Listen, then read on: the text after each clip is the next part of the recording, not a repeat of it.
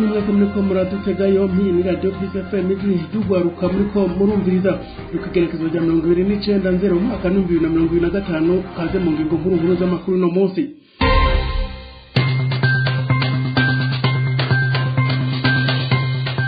Icuka ciza hagati ya leta ya Tanzania n'u Burundi nyuma y'ibomogwa ry'ibiraro bihuza ibyo bihugu biri mu ntara Muyinga. Ubonaho abiyunguruza baciye mu gihugu ca Tanzania mu kuja mu Rwanda, Tanzania na Uganda bahagaritswe baranafungwa n'igipolisi c'u Burundi. Ibiziga biri nivyo bimaze gutorwa kuva ku munsi wa gatandatu uheze, kandi byose bigatorwa byishwe mu buryo bumwe ibiteye ubwoba abanyagihugu. Eklezia Katolika n'ishirahamwe mpuzamakungu ONU bategerezwa gusaba imbabazi Burundi kuko aribo batuma Burundi butera buja inyuma kuva kuba koroni navyo twabateguriye. Umugambwe utavuga rumwe n'ubutegetsi bwa Ndayishimiye ariwo MSD usaba Abarundi guhaguruka bakirwanira bonyene bakinyugutura ubutegetsi bubafukamye mu nda, bigashikirizwa n'umunyamabanga mukuru w'uyu mugambwe François Nyamoya. Muraza kubyumva navyo muri aya makuru mugira mushikirizo na Jewe Philibert Karangwa. Yves ari mu buhinga bw'ivyuma. Kabiri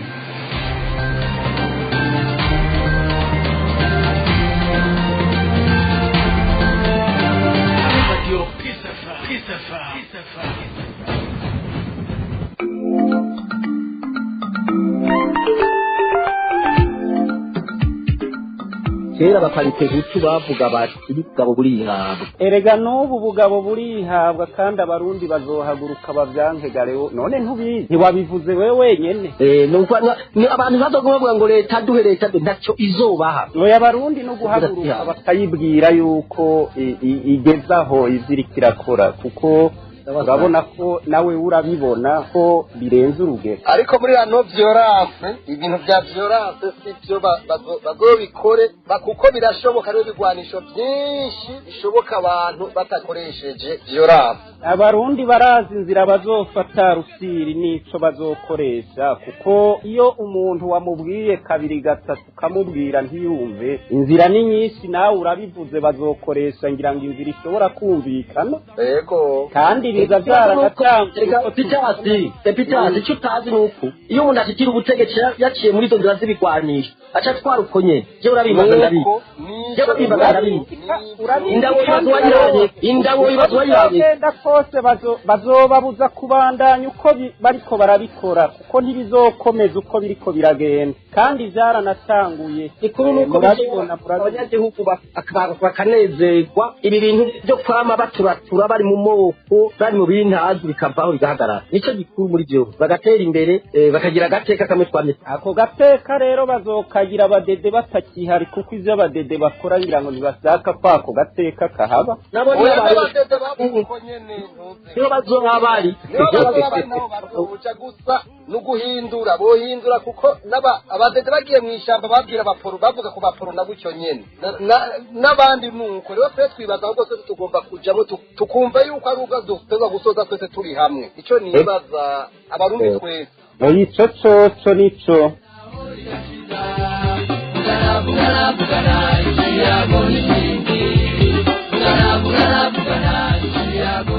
Nanababwiye mu Burundi abantu babandanya gutogwa ari biziga mu gihe ababishe badaheza ngo bamenyekane mu kiringo kidakwiye n'iyinga. Abantu babiri bakaba bamaze kwicwa. Ikiziga ca mbere ni cyitwa Pascal Minani w'imyaka 73 catowe kuri uyu wa gatandatu heze cari kimanitse ku nzu nk'uko SOS Media ibimenyesha. Ababibonye bavuga ko yoba yiciwe ahandi ico kiziga ciwe kikazanwa ku rugo iwe. Ico kiziga catowe ku mutumba wa Bugega ni muri komine Buraza intara ya Gitega. Bivugwa ko ico kiziga cari kimanitse mu nzu ku mugozi kandi hariho ingazi impande y'ico kiziga nyene. Ikindi kiziga c'umugabo akiri muto caratowe kuri uyu wa kabiri muri quartier ya kabiri muri zone Bwiza ya komine Mukaza mu gisagara ca Bujumbura. Babibonye babona ko uwo muntu na wenyene yoba yiciwe ahandi akaza gutabwa muri ico kibanza. Abo babibonye bamenyesha ko intwaro yo hasi yamagaye abajejwe intwaro muri komine ya Mukaza kugira ngo baze bagitore. Nayo nk'igihe c'isaha 3 z'igitondo Musanteri yaciye atwara ico kiziga muri bimwe mu bitaro byo mu buruhukiro bw'igisagara ca Bujumbura. SOS Media kemeza ko ari ikiziga ca gatatu gitowe muri komine Mukaza kuva mu ntango z'uyu mwaka gusa. imigenderanire ntiyifashe neza hagati y'igihugu kibanyi ca Tanzania n'u Burundi nyuma yaho abasirikare ba Tanzania basituriye ibiraro vyo mu ntara ya Muyinga bihuza Burundi n'ico gihugu. Ubu naho leta y'u Burundi yaciye ifata imiduga yose yarivuye mu gihugu ca Tanzania, ariko imwe muri yo ikaba yariciye muri ico gihugu ivuye mu Rwanda n'Ubuganda. Abari bari muri iyo miduga bakaba baciye batabwa mu mvuto mu ntara ya Muramvya, n'imiduga ica irafatwa. Havugwa amakuru ko leta y'u Burundi ko umwanya n'umwanya yotegwa n'abitwaje ibigwanisho kandi bakazanwa n'iyi miduga. Aya makuru tukazoyagaruka ko ku munsi w'ejo mu buryo bwagutse. Eklezia Katolika hamwe n'ishirahamwe mpuzamakungu ONU, uko ayo mashirahamwe ari abiri yakirizwa kuba ariyo abandanya atsimbataza amoko n'indyane mu Burundi, kandi ko ataco yakoze mu kugwanira ishaka ry'u Burundi mu gihe c'ubukoroni. Ibi vyaraye bishikirijwe na Sinzohagera Manuel atwara inama nkenguzamateka, afatiye ku vyashikirijwe n'umugwi w'abahinga uheruka kwiga kuri kahise. Sinzohagera akagira ko asaba ONU na Eklezia Katolika gusaba ikigongwe mu maguru masha ku ruhare bagiye baragira mu gusambura igihugu c'u Burundi. Ni nkuru twateguriwe na Jean d'Arc Gikondera. Mu vyo Eklezia Katolika yagirizwa harimwo kuba yaragize uruhara mu ntwaro ya gikoroni Uburundi bwaciyemwo, ari nayo yazanye indyane z'amoko. Si Katolika gusa, n'ishirahamwe mpuzamakungu ONU naryo nyene riregirizwa ko ataco ryakoze mu gushira mu ngiro ivyo ryiyemeje mu bijanye n'intwaro ya gikoroni Uburundi bwaciyemwo. Ivyo vyashikirijwe n'umugwi w'abahinga wakoze amatohoza kuri kahise mu nama yo gushikiriza ivyavuye mu matohoza yakozwe ku mabi yabaye mu gihe c'ubukoroni hamwe n'inkurikizi ry'ihindurwa ry'intwaro mu mwaka w'igihumbi kimwe n'amajana 925 mu Burundi. Hari kuri uyu wa kabiri igenekerezo rya 28/0 umwaka w'ibihumbi 2025. Mu cegeranyo umugwi washizweho n'inama nkenguzamateka ngo wige kuri kahise washikirije igihugu c'Ububirigi hamwe n'igihugu c'Ubudagi bisabwa gusaba ikigongwe ku mabi vyakoreye abarundi n'Uburundi mu gihe c'intwaro ya gikoroni, ndetse bikanariha ivyononekaye vyose muri ico gihe. Mu vyigwa vyatanzwe n'abahinga berekanye uruhara Eklezia Katolika yagize ku muzo w'abazungu n'intwaro ya gikoroni ibicishije ku bamisionari. Eklezia Katolika ikaba yasabye kugondoza Vatican kugira izane inyandiko zibanga ifise, ndetse iryo shengero naryo nyene risaba ikigongwe ku ruhara ryagize mu gihe c'ubukoroni. Emmanuel Sinzohagera umukuru w'inama nkenguzamateka asaba leta kudafata mineregwe ivyavuye muri ayo matohoza, kuko ubukoroni aribwo bwazanye indyane z'amoko n'ubu zicibonekeza mu Burundi, ivyanatumye ubutunzi, imico n'akaranga vy'igihugu bihungabana. Gusa hasanzwe hatari imigenderanire myiza hagati y'ishengero Katolika na leta ya CNDD-FDD, ari nayo mpamvu hama haba kwagiriza ko iryo shengero ribandanya umugambi wo gusambura igihugu kandi rifatanije n'abansi b'igihugu, nk'uko uburongoye uwo mugambwe CNDD-FDD Reveriyano Ndikuriyo akunda kubivuga. Jeanne d'Arc Gikundiro urakenuye. Umunyamabanga mukuru w'umugambwe MSD yaraye ashikirije ko ata munyamahanga canke igihugu na kimwe kizofata iya mbere mu gucungura Burundi. François Nyamoya akaba yabishikirije mu kiganiro umugambwe wiwe waraye uremesheje ku mbuga ngurukana bumenyi, aho yasavye abarundi guhaguruka bonyene ubwabo bakigwanira atavyo guhanga amaso abandi bantu bategwa n'ikibazo c'u Burundi. Kurikiranya Moya François umunyamabanga mukuru umugambwe MSD. Avuze ngo abarundi bazotabagwa nande bazotabagwa ryandi, nashaka ndabishimagire ko n'abarundi bazokwitabara, nta wundi muntu azotabara, kuko ndabivuge ndamaze kumva abarundi benshi no mu bantu bitwa ngo bombabarire ngo bitwa incambwenge basa n'abarindiriye ko abantu bazobafasha. bizeye ibihugu byo hanze igihugu cyo hanze ngo nibo bazofasha nawe uzobafasha ni mwebwe muzokwifasha ni twebwe abarundi tuzokwikiza bishobora gufata igihe kandi je sinbaza ko bizorindira undi mwanya muremure mugabo kugira binyeruke nuko bose bitanga kuko bamwe barabicara bakibaza ngo abandi bariko barabikora n'abandi baba bariko sivyo burya umuntu wese ahagaze umurundi wese ahari arashobora gutuma ibintu binyaruka yuko iyi ntwaro ituvako mugabo ico nogaruka kugira sindondogore ndabasabye ntiyagire murundi asubira kwibaza ngo hariho ikindi gihugu kizoza gufasha uburundi kwikurako umuzi ni vyacu kandi nitwokwanka kubabaja b'abadede n'abarundi b'iwacu nitwokwanka kubabaja b'abandi barundi ngo tuze kubabaja b'abanyamahanga kuko bizeye ko umunyamahanga azokurayo ereka uzoca umuja wiwe nibyo nshaka kubwira abarundi bavyikuremwo kuko iyo mvugo mpora ndayumva cane ndakunda kumva abantu bavuga ibintu bene ivyo ngo bizera hanze mu buhinga bw'ivyuma batumira amate tubandanye n'amakuru avugwa muri Republika Iharanira Intwaro Rusangi ya Kongo. Radio Peace. Ubuserukizi bw'ibihugu bimwe bimwe nka Amerika, Ubufaransa n'u Rwanda Kinshasa muri Kongo bwaraye busahuwe urukomba amazi ubundi buraturirwa n'abanyekongo bo kuri uwo mugwa mukuru wa Kinshasa. Ico gikorwa kigayitse kikaba cabaye kuri uyu wa kabiri w'igenekerezo rya 28/0 umwaka wa 2025 aho abanyagihugu bari baramutse bazindukira mu myiyerekano biyamiriza intambara iriko irabera igoma. Iyi nkuru tubibaza Claudine Ndayishimiye. Nkuko amakuru avyemeza ibintu bibandanya kuba nabi muri Republika Iharanira Intwaro Rusangi ya Kongo aho n'ubuserukizi bw'ibihugu bitandukanye ama ambassade bwahuye n'umutekano muke kuri wa kabiri igenekerezo rya 28/0 uyu mwaka wa 2025 mu gihe intambara zikibandanya ku rubibe rw'u Rwanda na Kongo aho umuhari M23 winjiye igoma kuwa Mungu ukiriko utana mu mitwe n'igisirikare c'ico gihugu.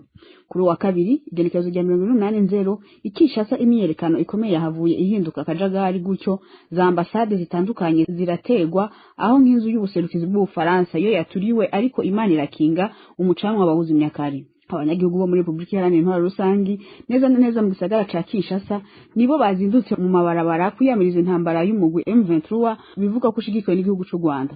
Ahanini bakaba ishavu ryabo baritaye ku buserukizi bw'ibihugu nk'Ubufaransa, Leta Zunze Ubumwe za Amerika, Kenya, Ububirigi hamwe n'u Rwanda aho bagiriza ibihugu ko ataco biriko birakora kugira ngo iyi ntambara ihagarare.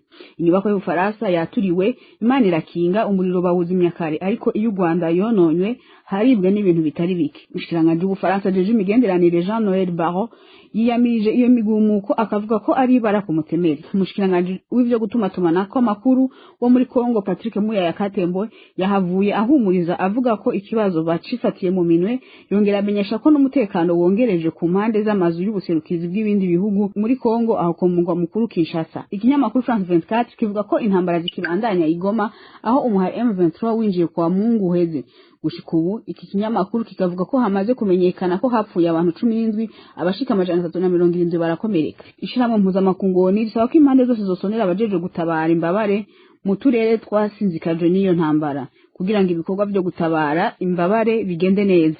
Igisata cyo kugarukana amahoro n'umutekano mu muryango w'ubumwe bwa Afrika naco ciyamirije ibitero za M23 gisaba no gushira ibigwanisho hasi ariko nishigeze gishiramwo igihugu c'u Rwanda mu byo cashikirije. Hateganije indi nama y'ishiramwe mpuzamakungu izokwiga kuri iki kibazo ca Kongo i New York muri Leta Zunze Ubumwe za Amerika. Twamenyesha ko igisagara ca Goma atari rya mbere gifatwa n'umuhari M23. Iki gisagara cyaheruka gufatwa n'uyu muhari mu mwaka wa 2012 aho uyu muhari wari ukivuka ariko uyu wahavuye uneshwa mu mwaka wa ukurikiye urakwa iki gisagara. Claudine Ndayishimiye nawe ndagukengurukire. Nubu gisagara ca Goma kiracari mu ntoke z'umuhari M23 aho n'ikibuga c'indege ari uyu mugwi nyene ugikontrola. byashizwe ahabona n'ikinyamakuru c'abafaransa France 24 inyuma y'intureka z'intambara zikaze zihuza igisirikare ca leta ya demokarasi ya Kongo FDL n'abitwa Wazalendo n'umugwi w'abagwanyi w'abanyekongo M23. Amakuru avayo akemeza ko ikibuga c'indege n'ibibanza bidasanzwe vya Goma n'ubu bikiri mu minwe y'umuhari M23. Ni nkuru dushikirizwa na Odas Kaburo. Nkuko ikinyamakuru c'abafaransa RFI gitangura kivuga mu ijambo ry'umutwe w'inkuru y'ikibiriraho ko kuri uyu wa gatatu igenekerezo rya 29/0 umwaka wa 2025 agacerere ari kose kuva mu gatondo. Ikinyamakuru kivuga ko umurwi M23 ari wo uriko uragenzura impande z'ikibuga c'indege ekambere akaba ari uyu mugwi nyene wabitwaje ibigwanisho ugenzura hagati mu gisagara hose hamwe n'amakartier akomeye ku nkengera z'igisagara Igoma.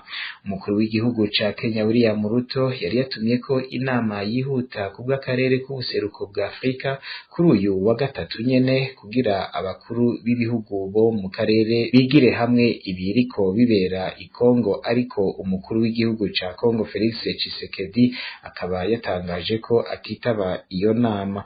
Giscard Kusema icegera c'umuyobozi arongoye igisata co kumenyesha amakuru ku kirimba kwa Tshisekedi avuga ko umukuru w'igihugu atategekanije kuja muri iyo nama. Hagataho ikinyamakuru c'abafaransa France 24 co kivuga ko hari umubonano utegekanijwe hagati y'umukuru w'igihugu ca Kongo Felix Tshisekedi hamwe n'umukuru w'igihugu c'u Rwanda Paul Kagame, umubonano watumweko n'umukuru w'igihugu ca Kenya William Ruto. France 24 kikabandanya kivuga ko ikibuga c'indege ca Goma cafashwe n'umuhari M23. Abasoda ba Kongo babonetse biruka bahunga amazu akorera ubuyobozi bw'intara nayo yafashwe, eka mbere abasirikare b'umuhari M23 akaba aribo baguma baboneka.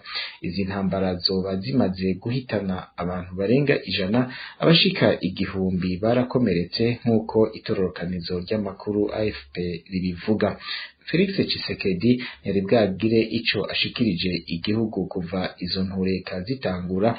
Uyu munsi bikaba bitegekarijwe ko ashikiriza ijambo abanyagihugu, tukabamenyesha ko Republika Iharanira Rusangi ya Demokarasi ya Kongo hamwe n'igihugu c'u Rwanda batarabana ryiza, aho ibi bihugu byamaze gukura n'abaserukira ibyo bihugu byabo. Abasirikare bashika 17 bava mu bihugu byo muri Afrika yo hagati bihurikiye mwishirahamwe Sami RDC bari kubafasha igihugu ca Kongo kurwanya umwansi, nabo barahasize ubuzima. Ikinyamakuru RFI kivuga ko mu gatondo k'uyu munsi no kurubibe igisagara ca Goma gihana n'akarere ka Gisenyi mu Rwanda impore yari yabonetse, bakaba bari bakiri mu bikorwa byo gutegura aho impunzi zishikira. Odas Kaburo ndagukengurukire. Dusozera ya makuru mu kambi y'impunzi y'Induta muri Tanzania hatunganije inama yahuje impunzi n'abajejwe amashamba bari kumwe n'abajejwe ubutungane muri komine ya Kibondo, yo nkambi y'impunzi herereyemo. Ingingo nyamukuru muri iyo nama ikaba kwari ugusomera amategeko izo mpunzi no kumva ico bagona. Ni inkuru tuyibaza Odas Kaburo nyene. Inyuma yo gusomerwa amategeko y'igihugu bakwiye gukurikiza, impunzi zahawe umwanya wo kubaza ibibazo bafise. Ibyinshi mu bibazo impunzi zabajije bijanye n'ubuzima bwabo bwa misi yose, harimo ikibazo c'inkwi zo gucana, uburyo imfashanyo y'ibifungurwa itangwa n'ibindi. Ku bibazo byose babajije, bene kubazwa ibyo bibazo bagerageje kubaha inyishu. Ubwa mbere no shaka kuvuga ko mwaba mufise imigisha, mufise amashirahamwe menshi yo batanga imfashanyo mu nkambi. Aya mashirahamwe yisunga urutonde n'amategeko bishiriyeho. Imfashanyo zitangwa zisunze uko uwo ari we wese akeneye.